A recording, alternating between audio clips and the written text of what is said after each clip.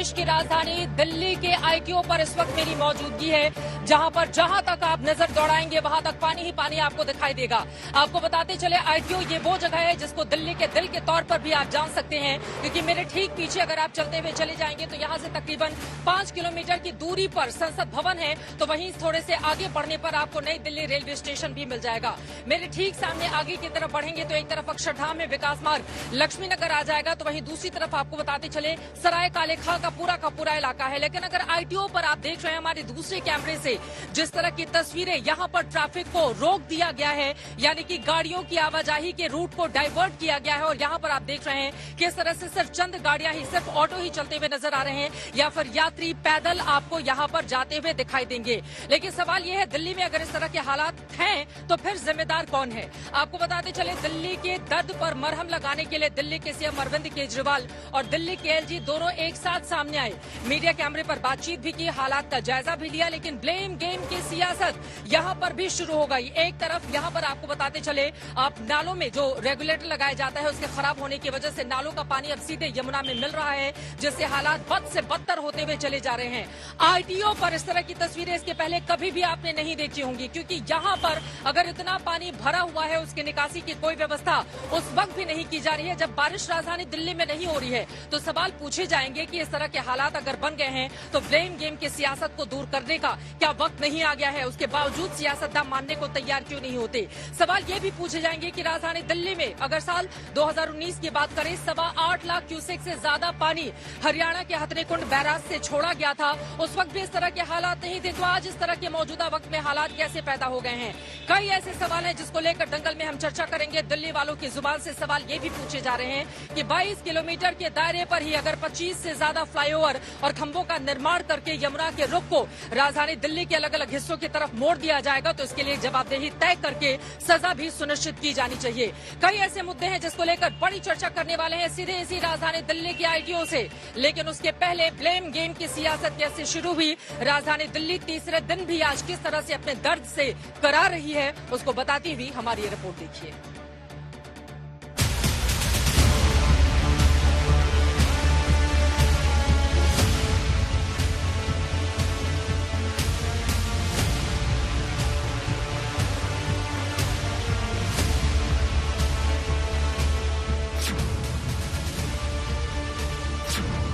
दिन हो गए, दिल्ली आज भी डूबी हुई है। लाल किले की दीवारों से शीश महल के दरवाजे तक, आईटीओ चौक से सचिवालय तक, सीएजी दफ्तर, डीआरडीओ दफ्तर, राजघाट, सब कुछ जैसा पहले था वैसा ही। ट्रैफिक जाम बरकरार, डायवर्जन बरकरार, सड़कों पर पानी उतना ही है। गलियों में रहने वाले लोग वैसे ही घरों में फंसे हैं। न बिजली, न पानी, न राशन, न मदद, सब कुछ भगवान भरोसे छोड़ा हुआ।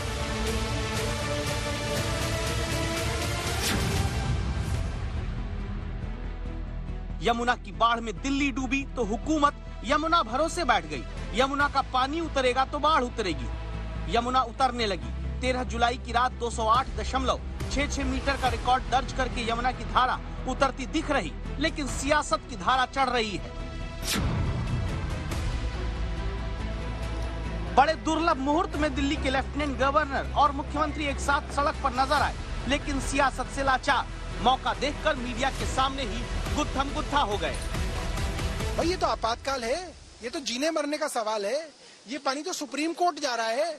सुप्रीम कोर्ट तो मेरा नहीं है, अरविंद केजरीवाल का नहीं है। इसके लिए तो मदद करनी चाहिए थी। इसके लिए मैंने एलजी साहब से शिकायत की कि दुर्भाग्यपूर्ण है और ऐसा नहीं होना चाहिए। आपातकाल में ऐसा नहीं होना चाहिए। ये समय नहीं है कि हम किसी के ऊपर ब्लेम करें या कुछ और टिप्पणी करें। इस वक्त हमें टीम वर्क करने की जरूरत है। कहने के लिए मैं भी बहुत सारी चीजें कह सकता हूं, लेकिन उसकी जरूरत नहीं है। हम ब्लेम गेम में जाएंगे तो परेशान हो जाएंगे। दरअसल केजरीवाल सरकार के जिन मंत्री पर दिल्ली को बाढ़ से बचाने की जिम्मेदारी थी, वो नाला रोकने की नाकामी का ठीकरा एनडीआरएफ के सिर मरने की कोशिश कर रहे थे। उधर केंद्रीय गृह मंत्रालय दावा कर रहा है कि 13 जुलाई की रात 10 बजे भी एनडीआरएफ की 15 टीमें फील्ड में थीं। पाल जी हमेशा झूठ बोलते हैं, झूठ की ही खेती किए हैं, अभी भी कर रहे हैं, आगे भी करते रहेंगे यही। इससे ज्यादा उनकी सोच कहीं जाती ही नहीं है। सियासत के सवाल जवाब, आरोप प्रत्यारोप खूब हुए। ये चर्चा कोई नहीं कर रहा कि दिल्ली डूबी क्यों। दिल्ली के मुख्यमंत्री ने कहा कि हरियाणा के हथनी कुंड से ज्यादा पानी छोड़ा गया, इसीलिए दिल्ली डूबी। हरियाणा के सीएम ने कहा कि हिमाचल की बारिश के बाद हथनी कुंड में इतना पानी आ गया कि मजबूरी थी। पानी जो एकदम बरसा है वो अनएक्सपेक्टेड था, इसके लिए पूर्वानुमान भी इतने नहीं थे, लेकिन वर्षा अचानक तेज गति से जब हिमाचल यानी पहाड़ी राज्यों में भी खास करके पानी जो आया है उसका बहाव हमारी नदियों में बढ़ा एकदम। चाहे यमुना के अंदर जो 1 लाख क्यूसेक पहले दिन था, अगले दिन एकदम 3.5 लाख बल्कि 3,70,000 क्यूसेक हो गया।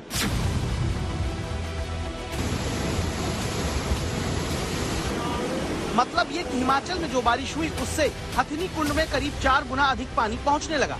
मौसम विभाग के आंकड़े भी इसकी पुष्टि करते हैं।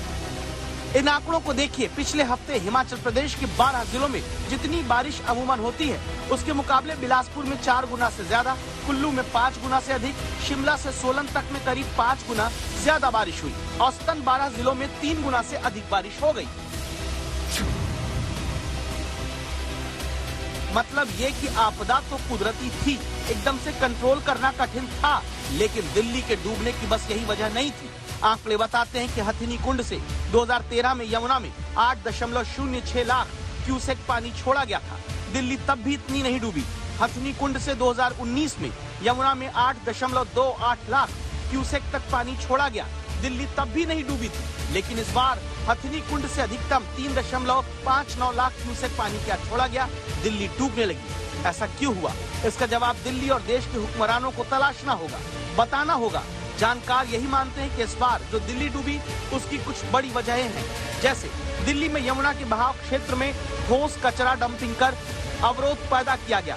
दिल्ली के शहरी इलाकों के 22 किलोमीटर के अंदर 25 पुल यमुना के अंदर बने हैं। यमुना के डूब क्षेत्र में अवैध निर्माण से लेकर बस्तियां तक बसा दी गई और यमुना में ज्यादा पानी आने से नालों का रेगुलेटर नाकाम रहा। यही वजह है कि जैसे ही यमुना का जलस्तर 203 मीटर को पार करता है, दिल्ली के कई नालों के जरिए बाढ़ का पानी बस्तियों में घुसने लगता है और इसे रोकने का इंतजाम करना दिल्ली सरकार की जिम्मेदारी है।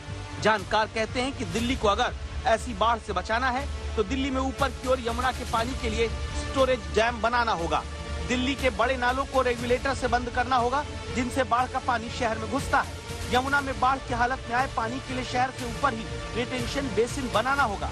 यमुना नदी के बहाव क्षेत्र में नए नए पुल के खंभे बनाकर अवरोध पैदा करना बंद करना होगा। और सबसे जरूरी, बाढ़ की सूरत में हरियाणा से दिल्ली तक कोऑर्डिनेट बैरेज ऑपरेशन करना होगा, वरना सत्ता के संघर्ष, कुर्सी की खींचतान में प्लानिंग ठप रहेगी, सियासत जारी रहेगी, एक दूसरे पर ठीकरेबाजी होती रहेगी और दिल्ली आज ही नहीं आगे भी ऐसे ही डूबती रहेगी।